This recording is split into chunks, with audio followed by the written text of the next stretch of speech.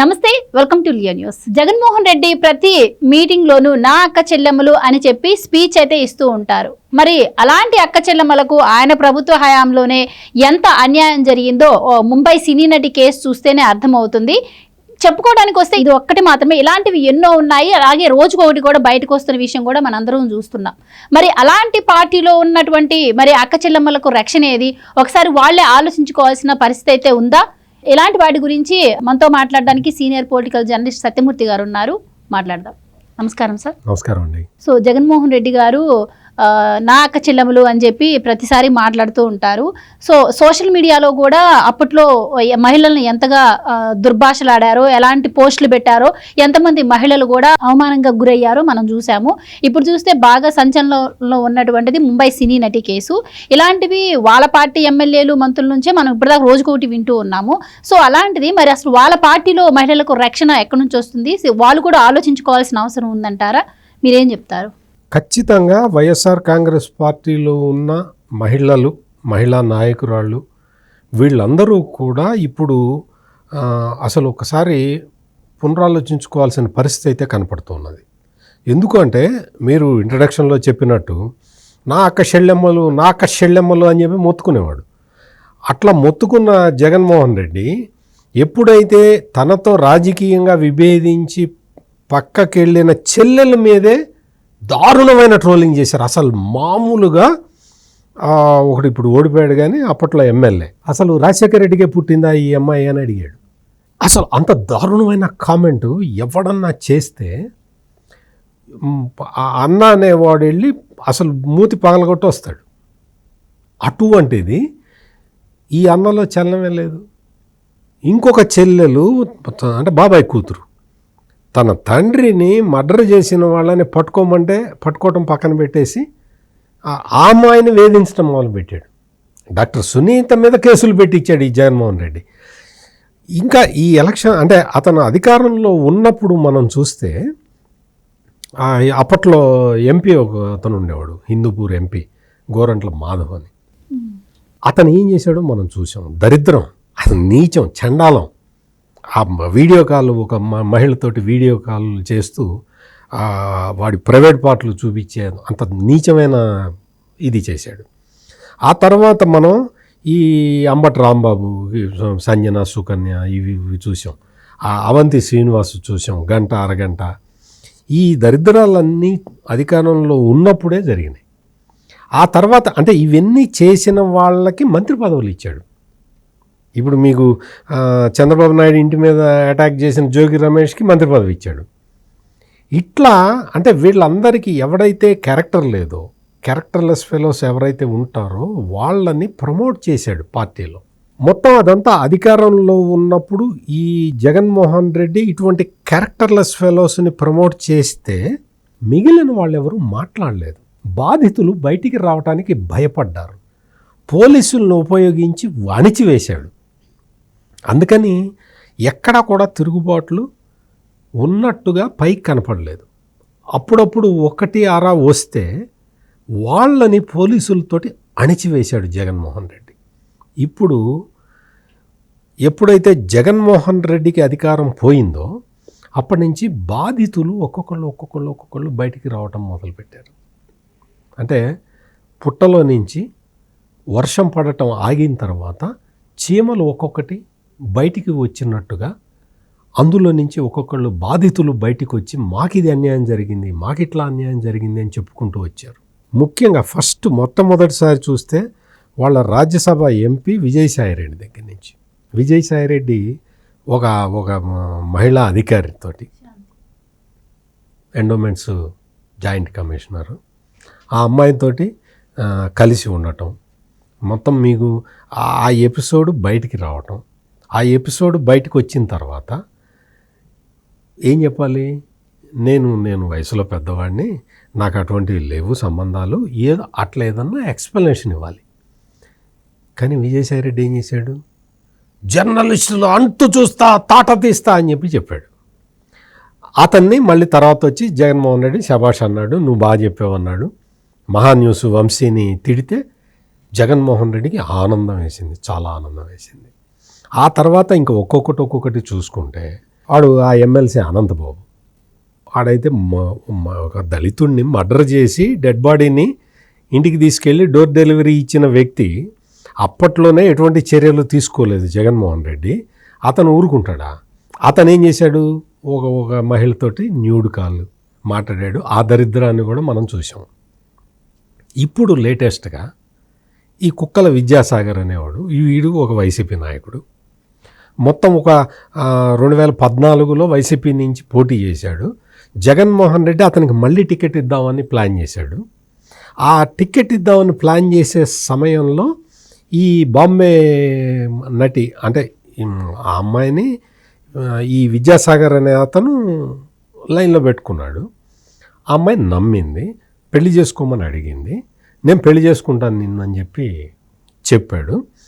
ఆ తర్వాత ఏమైంది అంటే ఇతనికి అప్పటికే పెళ్ళయింది. పెళ్ళయి ఇతని భార్య కరెక్ట్గా 14 నెలల్లో ఇతనికి విడాకులు ఇచ్చి పోయిందిట. ఈ విషయం తెలిసిన తర్వాత ఆ బాంబే హీరోయిన్, నీతోటి కుదరదులే నాయన, నువ్వు మొదటి పెళ్ళాన్ని ఇట్లా 14 నెలల్లోనే విడాకులు ఇచ్చి పంపించావుట, నాకు వద్దు అని చెప్పి ఆ అమ్మాయి దూరంగా జరిగింది.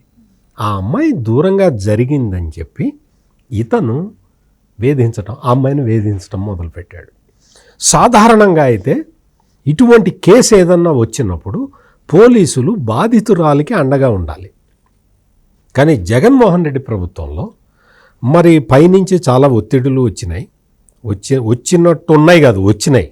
లేకపోతే ఒక డీజీపీ ర్యాంకు అధికారులు వీళ్ళందరూ కలిసి ఒక 2-3 ఐపీఎస్ ఆఫీసర్లు, సీనియర్ ఐపీఎస్ ఆఫీసర్లు, వాళ్ళందరూ ఈ కేసులో ఇన్వాల్వ్ అయిపోయి ఆ అమ్మాయిని ఆ అమ్మాయి తల్లిని తండ్రిని బాంబే నుంచి అరెస్ట్ చేసి తీసుకొచ్చి 45 రోజుల పాటు చిత్రహింసలు పెట్టి ఆ అమ్మాయితోటి రాయించుకొని, నాకు ఇతనితో సంబంధం లేదు, నేను పెళ్లి చేసుకోమని ఇంకా అడగను అని చెప్పి ఆ అమ్మాయితోటి రాయించుకొని పంపించారు. అంటే అధికార మదాన్ని ఎట్లా వాడుకున్నారో ఇవన్నీ మనకి చాలా స్పష్టంగా కనపడుతుంది.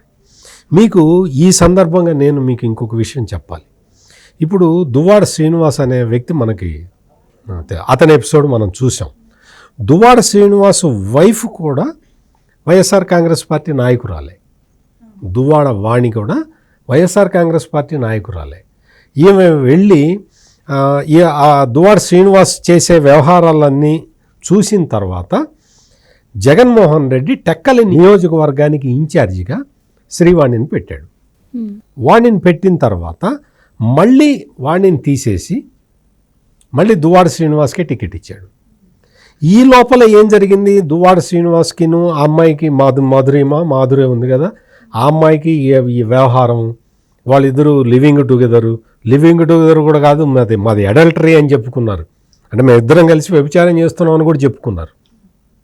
పార్టీ మొత్తం, అంటే ఈమె పార్టీ నాయకురాలే కదా వాణి కూడా, కానీ వాణిని వదిలేసి దువ్వాడ శ్రీనివాస్ వైపే నిలిచింది వైఎస్ఆర్ కాంగ్రెస్ పార్టీ.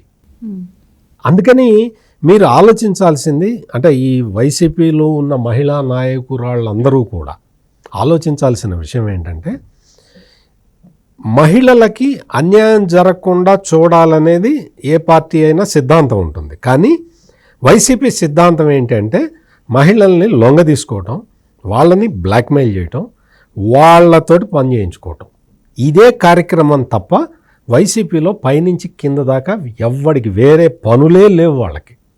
వాళ్ళు ఇట్లా ఇన్ని ఉదాహరణలు వచ్చినాయి. ఒకే పార్టీలో ఇన్ని సెక్స్ స్కాండల్స్ బయటికి రావటం అనేది బహుశా ప్రపంచ రికార్డ్ అయి ఉంటుంది. ఒక్క సెక్స్ స్కాండల్ బయటికి వస్తేనే ఆ పార్టీ కుప్పగూలిపోతుంది. ఇన్ని సెక్స్ స్కాండల్స్ చేసి కూడా, అది కూడా అధికారంలో ఉండగా సెక్స్ స్కాండల్స్ చేసి ఇప్పుడు బయటకు వచ్చి జగన్మోహన్ రెడ్డి ఇంకా నీతులు చెప్తున్నాడు అంటే మహిళలందరూ ఒక్కసారి వైసీపీలో ఉన్న మహిళలు ఆలోచించుకోవాలి. కింది స్థాయి కార్యకర్త దగ్గర నుంచి మహిళా నాయకురాల వరకు. అంటే నేను రోజా గురించి, విడుదల రజనీ గురించి నేను చెప్పట్లే. అంటే వాళ్ళు ఎస్టాబ్లిష్డ్, స్టెబిలైజ్డ్, వాళ్ళకేమీ ప్రాబ్లమ్స్ ఉండవు, ఎందుకంటే వాళ్ళకి హై లెవెల్ కాంటాక్ట్స్ ఉంటాయి కాబట్టి. కానీ వైసీపీలో ఉన్న నాయకురాళ్ళందరూ కూడా ఇప్పుడు ఖచ్చితమైన థ్రెట్లో ఉంటారు.